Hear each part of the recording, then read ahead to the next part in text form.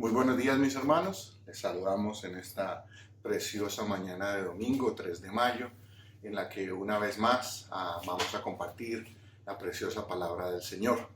Y un dicho o una expresión dice: si realmente deseas la paz, prepárate para la guerra. Esta frase la escribió Vegencio, un escritor romano experto en asuntos militares, y desde aquella época se ha vuelto común dentro del mundo militar. Y en realidad, cuando nosotros la analizamos un poco más detenidamente, tiene un profundo sentido, ya que la paz no surge de manera espontánea ni tampoco de manera natural eh, entre los hombres. Conseguir la paz requiere esfuerzo, requiere diligencia y sacrificio. Y todo este es un gran trabajo para el que tenemos que prepararnos. Los conflictos, de igual manera, en nuestra vida no surgen solos. La solución a ellos tampoco surgirá sola. Es decir, los problemas o los conflictos que cada uno de nosotros enfrentamos no se resolverán a sí mismos. Hay que trabajar en ellos para poderlo resolver y lograr una paz verdadera que restaure a los actores o a las personas afectadas por el conflicto. A esta altura vale la pena introducir como ejemplo supremo de la paz lo que Dios tuvo que hacer por medio de Jesucristo para restablecer la relación que se había roto entre Dios y los hombres por causa del conflicto. Cuando el hombre rompió su relación con Dios, el pecado es rebeldía y esto ocasionó un conflicto que tendría que ser resuelto. Por eso Dios se preparó con el propósito de resolver este conflicto y lograr una paz completa y de manera permanente. La Biblia nos da testimonio de que a pesar de que nosotros los hombres fuimos los ofensores y Dios es el ofendido, Él tomó la iniciativa. Y esta es una gran lección que nosotros debemos aprender y de ella vamos a hablar un poquito más adelante en el sermón. Cuando Dios se propuso reconciliarse con el hombre, al igual que el perdón, la reconciliación es una decisión. Recuerda que hace unas semanas atrás vimos en el sermón de perdonados los unos a los otros, de que perdonar es una decisión. Bueno, pues reconciliarse también es una decisión y además es un proceso a través del cual alguien tendrá que pagar el precio para conseguir la paz. La carta del apóstol Pablo a los Colosenses en el capítulo 1 nos dice el costo que Dios tuvo que pagar para obtener la paz. Y dice así: y por medio de Él, o sea, de Cristo, reconciliar consigo todas las cosas, así las que están en la tierra como las que están en los cielos. Haciendo, presten atención a esta última parte del verso, haciendo la paz mediante la sangre de su cruz. Entonces, a Dios conseguir la paz le costó la sangre preciosa de su Hijo derramada en la cruz del Calvario. Todos nosotros debemos ser conscientes que como seres humanos tendremos conflictos de diferente índole, que amenazan con destruir la paz que queremos disfrutar. Muchos de estos conflictos suceden con nuestros seres amados, con nuestros compañeros de trabajo, con las personas que generalmente estamos más cercanos. Y es apenas normal. ¿Por qué? Porque con ellos es con los que normalmente interactuamos y tenemos nuestras relaciones más estrechas. Por eso, si una de las circunstancias más comunes en nuestra vida y en nuestros hogares son los conflictos, me pregunto, o mejor preguntémonos, ¿no valdría entonces la pena que invirtiéramos tiempo aprendiendo a resolver los conflictos para que podamos vivir en paz unos con otros? A este momento viene a mi mente la historia que escribiera David Sánchez Juliao, que fue un periodista, autor y diplomático colombiano oriundo de Lorica, en el departamento de Córdoba, en Colombia, acerca del Flechas. Es la historia de un aspirante a boxeador profesional. Y él es el personaje central de esta narración. Pero también en la narración sobresale la mamá del Flechas, como se le conoce en la historia, la niña Tulia. Y este personaje le encantaba meterse en problemas. y siempre andaba buscando con quién pelear, así tuviera que comprar las peleas. Y a menos que usted y yo seamos como la mamá del Flechas, ninguno de nosotros en realidad disfrutamos de los conflictos, ni andamos buscando comprar peleas con nadie. Bueno, eso es lo que yo creo. Por lo menos no debemos tratar de buscar problemas. ¿Y sabe por qué? Porque en el fondo de nuestro corazón, todos nosotros queremos poder vivir en paz, unos con los otros. Pero para ello tendremos que prepararnos. ¿Por qué? Porque resolver conflictos es una tarea desgastante y muchas veces frustrante, pero aún así es una tarea que vale la pena en que cada uno de nosotros invirtamos tiempo y nos ocupemos con diligencia de ella. Así que hoy continuaremos con nuestra serie de sermones acerca de la expresión unos a otros que hemos venido examinando en las últimas semanas en el Nuevo Testamento.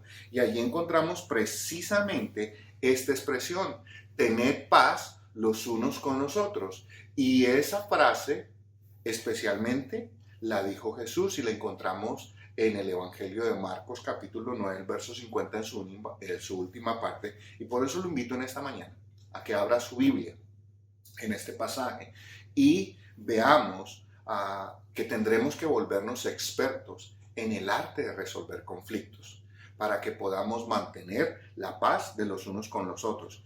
Y para ello será necesario por lo menos 3 elementos. Tomar la iniciativa.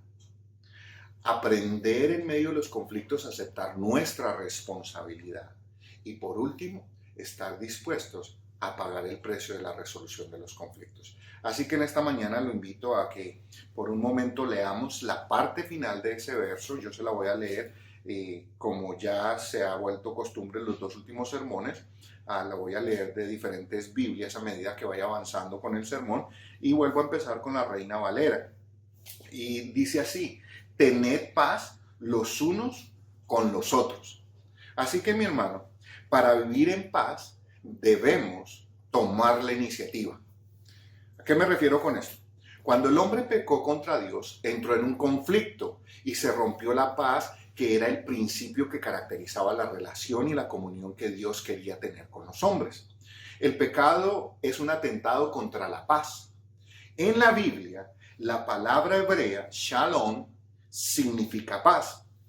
Y los profetas del Antiguo Testamento entendieron claramente que cualquier acción humana que resultara en pecado rompía o quebrantaba el shalom de Dios, es decir, la paz de Dios, como deberían ser las cosas, o más bien el orden divino establecido por Dios. En este caso, Dios es el ofendido y el hombre es el ofensor.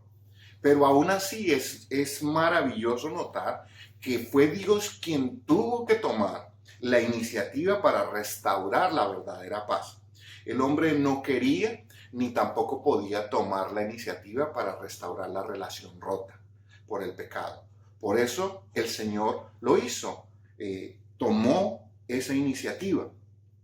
Bueno, se supone, o bueno, eso es lo que los hombres hemos llegado a creer, que el ofensor tiene la responsabilidad de tomar la iniciativa y procurar resolver el conflicto que rompió la paz. Pues si somos creyentes, estamos suponiendo mal, porque los conflictos, podrían decirse, son el pan diario en muchas relaciones. Y máxime en el momento en el que estamos viviendo, en el que hemos sido forzados a vivir bajo esta cuarentena en espacios reducidos en nuestras casas, y pues es apenas lógico que las tensiones cada día aumenten, cada vez el ambiente se siente más tenso por la incertidumbre que estamos enfrentando y en cada hogar finalmente estalle ¿qué? El conflicto. No todos los conflictos son pecado, ¿cierto? No todos los conflictos surgen como una condición del pecado. En ese orden de ideas, déjenme darles un ejemplo. Supongamos que el hombre o la mujer ha planeado ir a comer algo a la casa, digamos que un día de domingo. Un día de domingo nosotros nos disponemos a ir a la iglesia, por ejemplo, en la mañana, o hacer otra actividad. Para los que normalmente no van a la iglesia, hacen cualquier otra actividad en la mañana. Usted como esposo en su mente va pensando que al salir de la iglesia, usted va a querer irse para su casa, que su esposa le prepare algo de almuerzo en su casa y luego sentarse tranquilamente a ver un partido de fútbol. Ese es su plan. Por otro lado, su esposa ha pensado que tal vez después de que terminen de salir del servicio de la iglesia o de hacer lo que quieran hacer en la mañana, usted la va a invitar a almorzar. Y después se van a ir a tomar un café y van a pasar la tarde en algún centro comercial o en un parque o alguna cosa.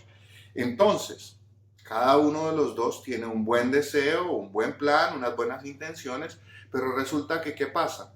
Cuando se termina el servicio o salen de la reunión que tenían en la mañana, del colegio con los muchachos o lo que sea, cada uno expone la idea que tenía.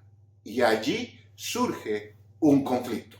¿Por qué? Porque mis planes van a ser estorbados por los planes de mi esposa o viceversa. Y entonces eso genera un conflicto.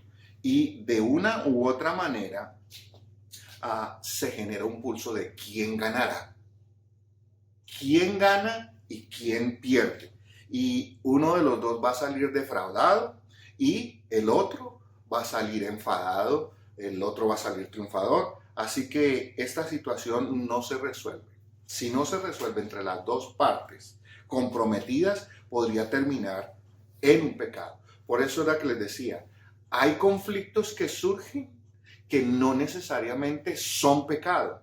Son conflictos producto de nuestros deseos que son estorbados o echados a perder por el otro sin que él siquiera o ella se den cuenta. Así que en este ejemplo sencillo solo quiero quedar claro que si uno de los dos no toma la iniciativa o se ponen de acuerdo para resolverlo, entonces o redimir el conflicto, no solo se les arruinará la tarde, sino que tal vez este pequeño conflicto encadenar en algo más grande. Así que el deseo de Dios era que el hombre obedeciera y disfrutara de una gran profunda comunión con él, pero el hombre deseó lo que Dios le dijo que no comiera. Allí surge el conflicto, pero Dios no se quedó pasivo, inmediatamente puso en marcha el plan de la redención a través de Cristo. De igual manera, ante cualquier conflicto que amenace con destruir nuestra armonía, nuestra paz en el hogar, puede ser entre los esposos o con los hijos, porque también esto se da, los hijos también hacen planes y los planes de los hijos a veces frustran los de los padres y viceversa. Entonces, ante el conflicto que amenace con romper la paz de la pareja, la familia o incluso la iglesia, es necesario que alguien tome la iniciativa. Y es maravilloso ver en este caso que el ejemplo nos lo da Dios. Dios fue el ofendido, recuerde esto, con el pecado, mi hermano. Nosotros le ofendimos a Dios. Y sin embargo, Él tomó la iniciativa para resolver el conflicto. Erróneamente nosotros hemos llegado a creer, mis hermanos, que quien toma la iniciativa a la hora de tratar de resolver un conflicto es el más débil. Pero en realidad es todo lo contrario. Se necesita más valor y amor para tomar la iniciativa que para sentarse a esperar que el otro decida venir a pedirme perdón o a tratar de reconciliarse. Si realmente nosotros queremos la paz, mi hermano, el aprender a vivir en paz los unos con los otros, debemos estar dispuestos siempre a tomar la iniciativa, sin importar de quién sea la culpa del conflicto. Y a eso se refiere esta primera parte. si queremos vivir en paz, debemos tomar la iniciativa. Vuelvo a leerles el verso en la Nueva Versión Internacional. En la Nueva Versión Internacional, la última parte de este verso dice: vivir en paz unos con otros. Así que, mis hermanos, para vivir en paz debemos aceptar nuestra responsabilidad dentro del conflicto. Ante la culpa del pecado, la reacción natural pero incorrecta del hombre es culpar a otros de la situación. Y esto ha sido así desde el principio de la creación, y lo podemos encontrar en el capítulo 3 de Génesis, donde se desarrolla todo este argumento. Cuando el hombre pecó, inmediatamente culpó a la mujer de manera directa e implícitamente culpó a Dios. ¿Por qué? Porque dice así: la mujer que me diste por compañera me dio del árbol y yo comí. En otras palabras, ¿qué es lo que está diciendo Adán? No es mi culpa, no es mi responsabilidad. La mujer que tú me diste es la que me. Entonces, nota el argumento allí, la dinámica. El hombre culpó.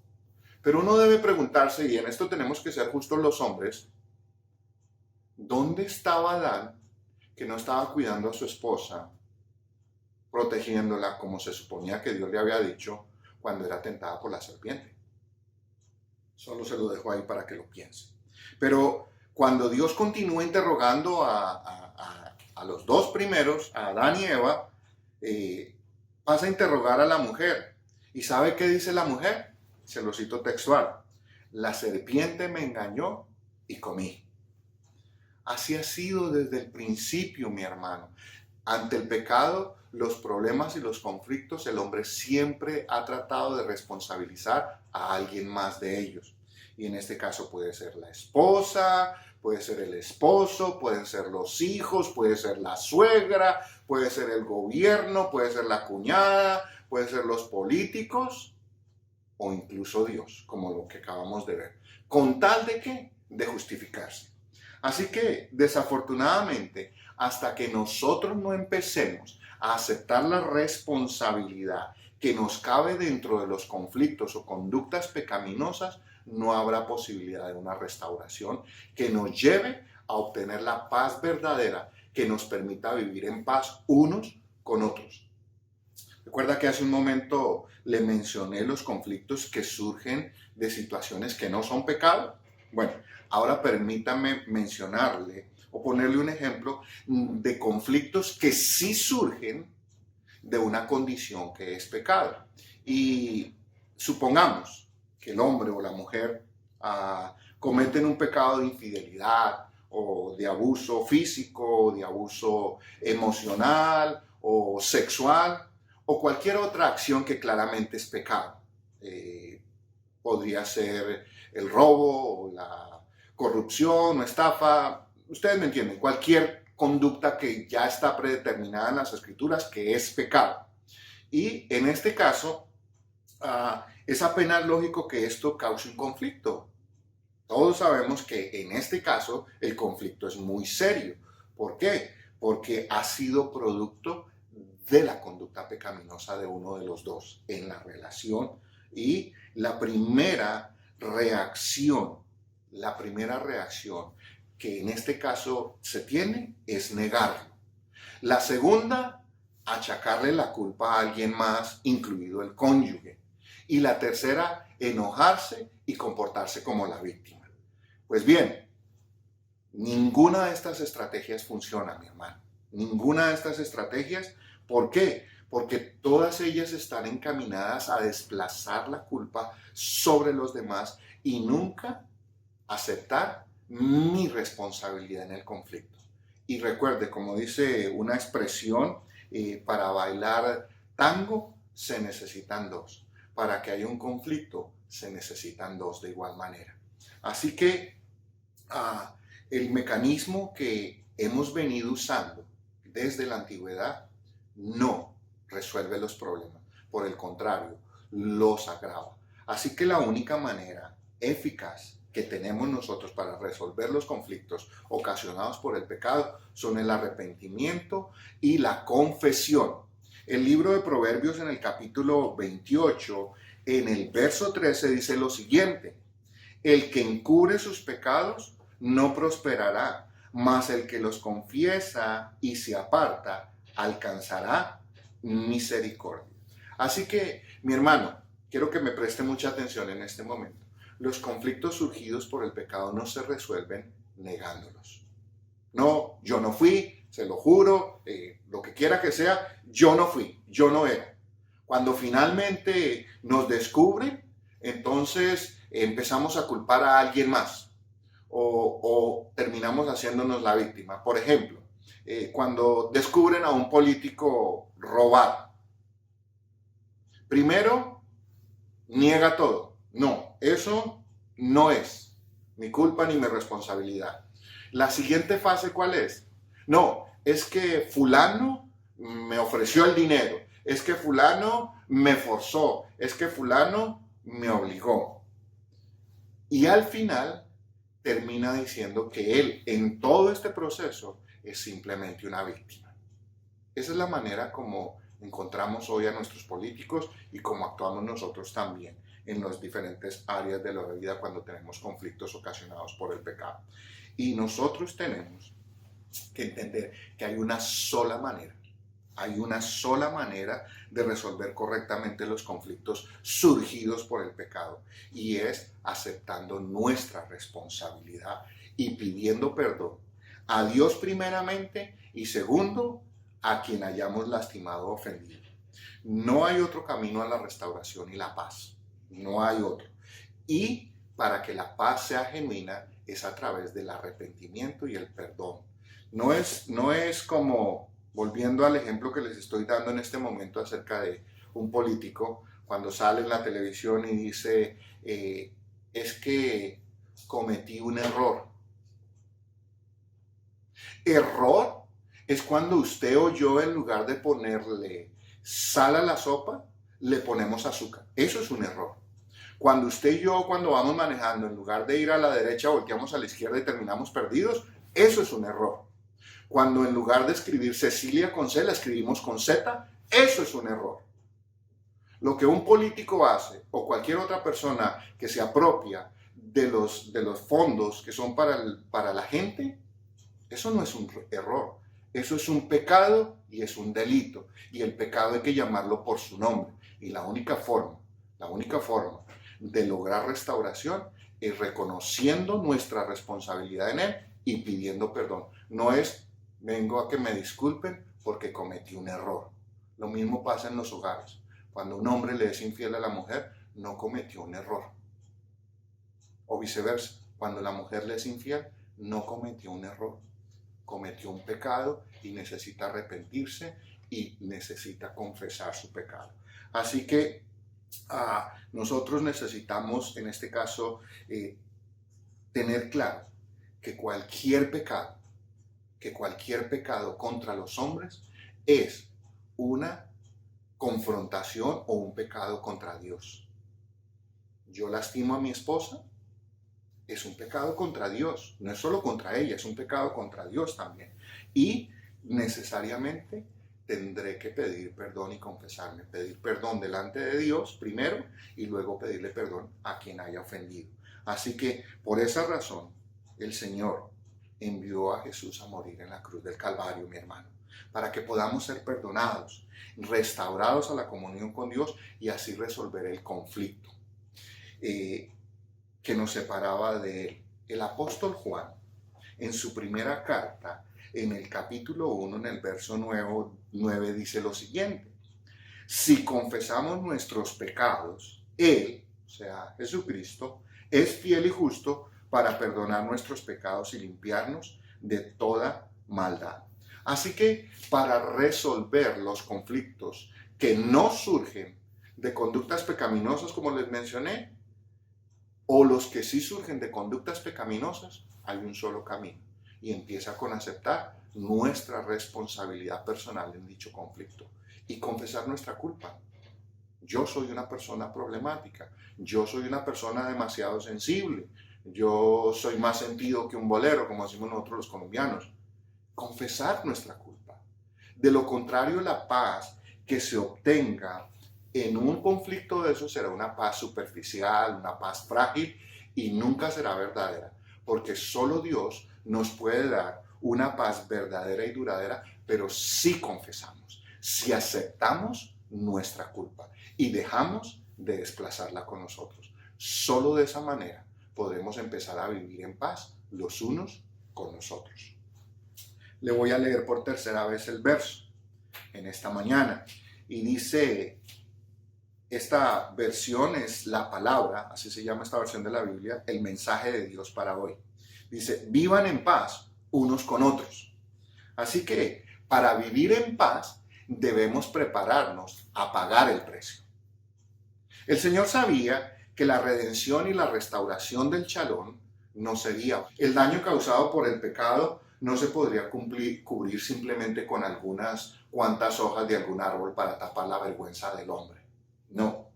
Ahora Dios se encontraba frente a una situación en la que no solo tendría que tomar la iniciativa, como ya les mencioné en la primera parte del sermón, sino que además Él tendría que pagar el precio, el costo de la resolución de este conflicto humano. Todo proceso de paz requiere una gran inversión. ¿Por qué? Porque la paz es costosa. Y si no, pregúntenos a nosotros los colombianos cuánto nos ha costado el proceso de paz que se ha realizado en Colombia. Es costoso, requiere esfuerzo, requiere trabajo. Y Dios, en el caso de nuestro conflicto con Él, que era el pecado, pagó el precio por medio de su Hijo. Y ese es el costo más alto que jamás se haya pagado para poder resolver el peor de los conflictos del que los seres humanos tenemos memoria. La enemistad que nosotros los hombres tuvimos para con Dios por causa del pecado. Los conflictos, mis hermanos, son una amenaza para la paz y la armonía en todos los niveles de las relaciones humanas.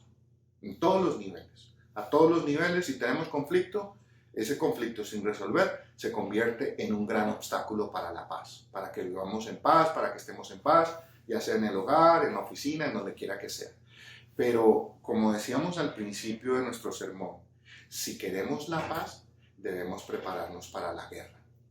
Los conflictos no se resuelven solos, mis hermanos.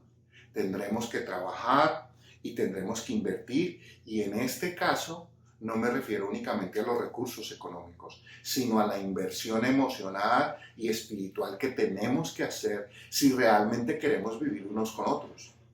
Será necesario invertir tiempo en oración.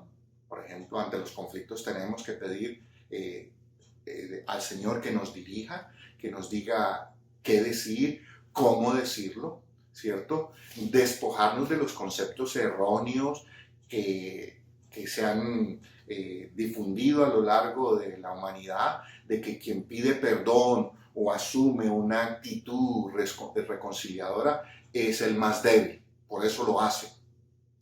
Pero quiero que piensen esto, mi hermano, se necesita más valor para reconciliar que para mantenerse dentro del conflicto.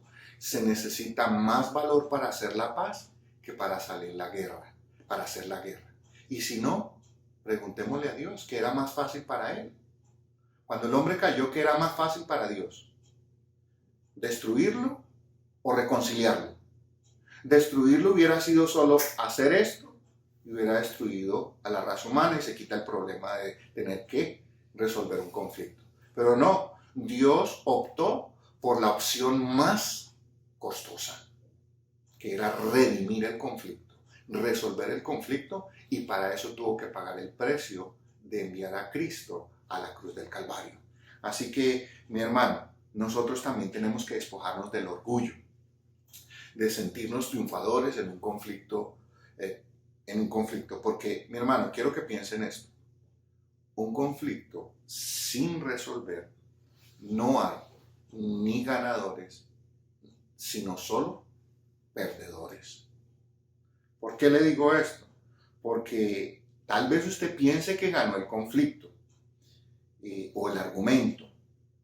La otra parte siempre quedará resentida y puede que un día más tarde o temprano, le pase la cuenta de cobro por todos esos años de soportar y callar. La paz no puede ser barata ni superficial, porque ese tipo de paz no dura, no redime, no restaura y mucho menos reconcilia.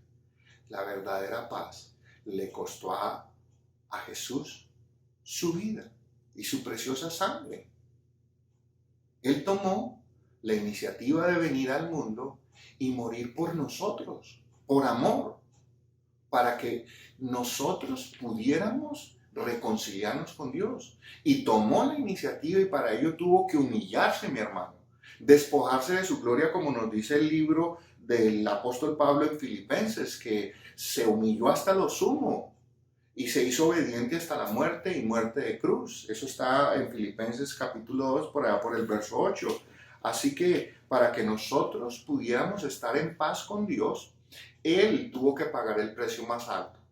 Y lo hizo no porque le tocara, no porque lo obligaran, sino por amor.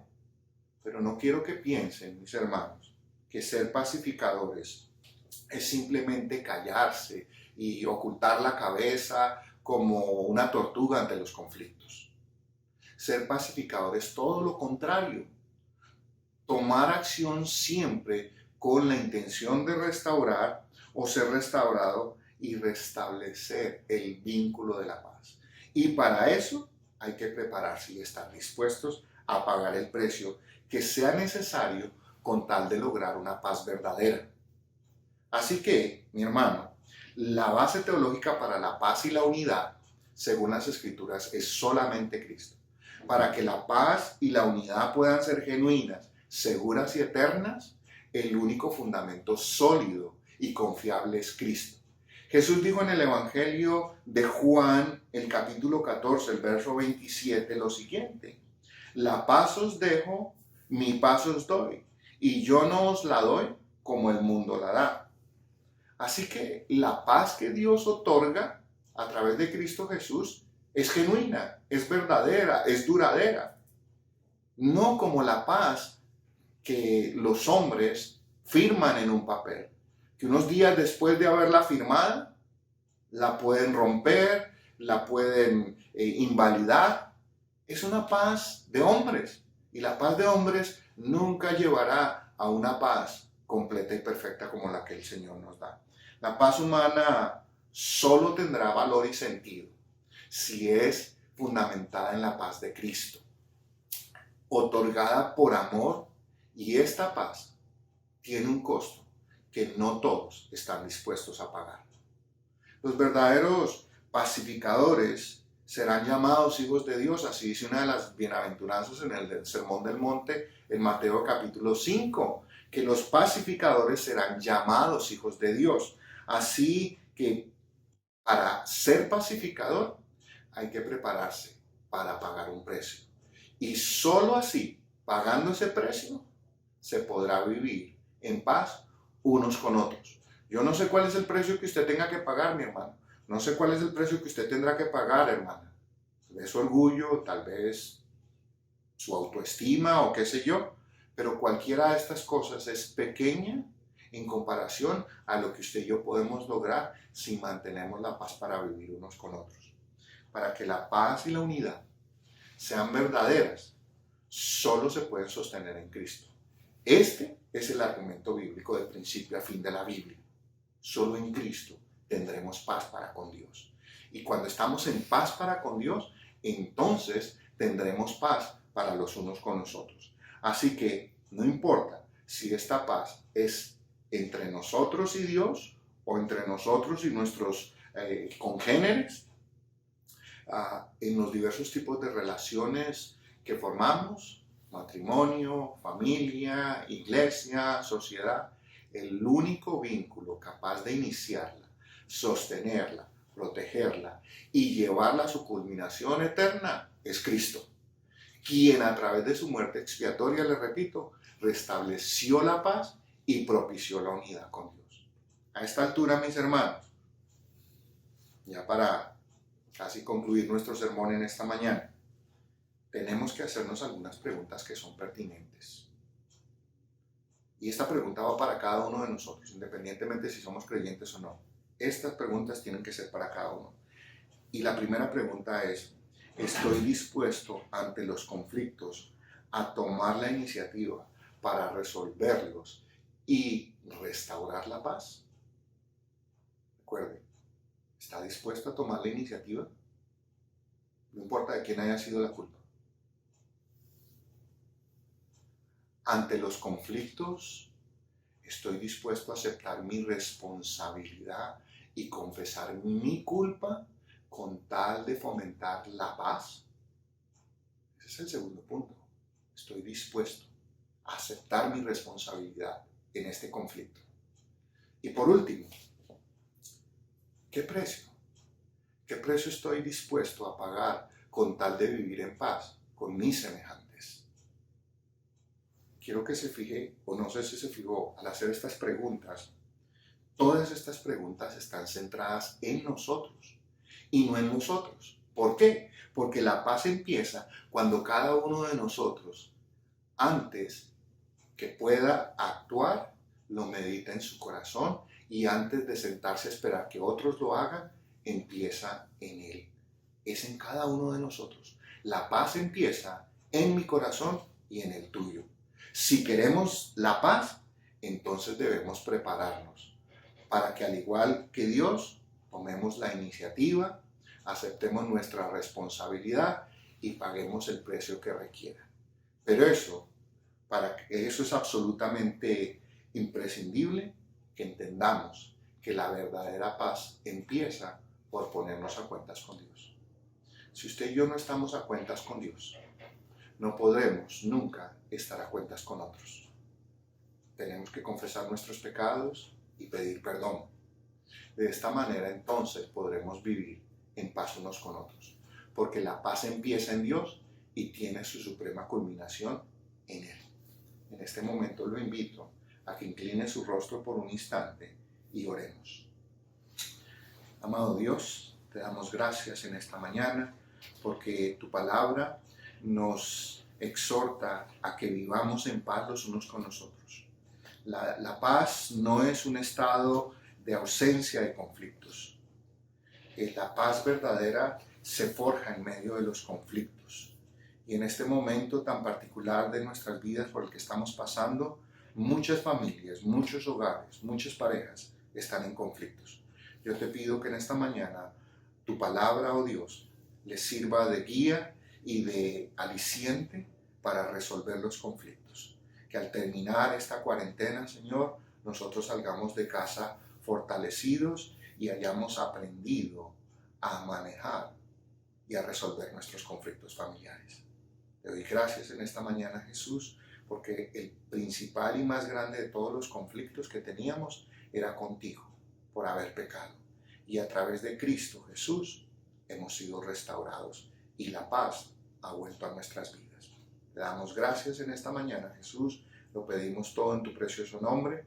Y ahora, mis hermanos, ahora vayamos y vivamos en paz unos con otros. Amén.